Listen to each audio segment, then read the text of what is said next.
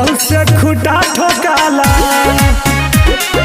Rifle से खुटा ठोकाला, system में हैंग कर देना।